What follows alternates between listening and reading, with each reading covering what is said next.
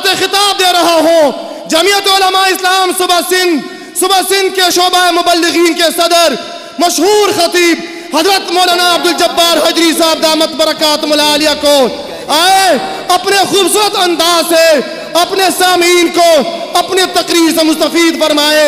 तशरीफ लाते हैं हजरत मौलाना अब्दुल जब्बार हजरी साहब दामत बरकातुहुल आलिया।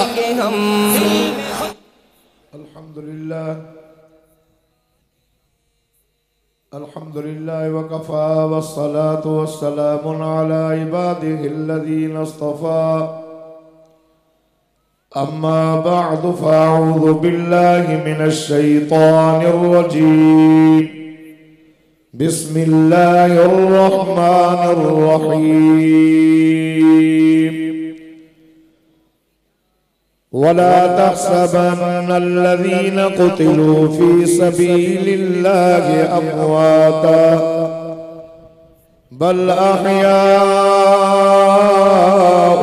इंदा रब्बिहिम युरज़क़ून। सदक़त या रब्बल आलमीन।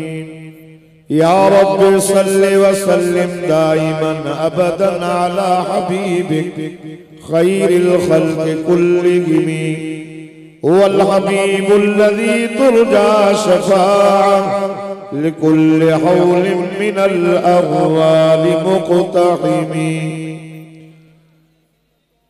हाज़रीन जमात क़ाबिल एहतराम मुंहिंजा मुअज़्ज़िज़ दोस्तों बुज़ुर्गों ऐं भाइरो अॼु तव्हां असां सभु 26 नवंबर ते लाड़काने जे म्यूनिसिपल स्टेडियम में शहीद इस्लाम कॉन्फ्रेंस दिफाए सहाबा व तहफ़्फ़ुज़ ख़त्म नबूवत जे इन प्रोग्राम में ऐं शहीद मिल्लत शहीद जमीयत शहीद मस्जिद अल्लामा शहीद डॉक्टर ख़ालिद महमूद नव्वर अल्लाहु मरक़दहू जे मशन के अॻिते हलाइण जे लाइ उन जे खून सां जेको वचन कयो हो उहो वचन निभाइण जे लाइ तव्हां असां सभु हिते गॾु थिया आहियूं त इंशाअल्लाह अल्लामा शहीद ख़ालिद महमूद सूमरो नव्वर अल्लाहु मरक़दहू असां खां विछड़ियो आहे पर विसरियो नाहे ऐं इंशाअल्लाह उन जे मशन खे अॻिते खणी करे हलंदासीं। मुंहिंजा मोहतरम दोस्तों अल्लामा शहीद डॉक्टर ख़ालिद महमूद सूमरो जे सजी जिंदगी अल्लाह जे दीन जे ख़ातिर तौहीद रसालत ख़त्म नबूवत अज़मत सहाबा अज़मत अहले बैत ऐं हर मज़लूम अवाम जे लाइ पाण पतोड़ियो जंहिंखे उन जे बदले में उनखे शहीद कयो वियो पर उहा उन जी दुआ हुई। मूंखे यादि आहे त जॾहिं आख़िरी राति उन तक़रीर कई त शहीद जो शान बयान कयो अल्लाह ताला उन जे उन दुआ के कबूल कयो ऐं अल्लाह ताला उनके शहादत ॾिनी पर शहादत भी अजीब जो मस्जिद में सुबह जी नमाज में सैयदना फारूक आजम रज़ी अल्लाह ताला अन्हु जी शहादत उनके मिली। शहीद ख़ालिद महमूद जा बेड़ा पार थी विया ऐं मूंखे उहे भी ॾींहं यादि आहिनि उहो साल उहो रमज़ान जी 29 जी राति ख़त्मुल मुबारक जामे इस्लामिया में जेका शहीद इस्लाम दुआ घुरी त अल्लाह तोखे मुझे बचण जी पारत आहे अल्लाह तोखे नासिर जी पारत आहे अल्लाह तोखे राशिद जी पारत आहे अल्लाह तोखे राशिद जी पारत आहे। खुदा जी ज़ात जो कसम उन शहीद जा लफ्ज़ रब कबूल करे छॾिया।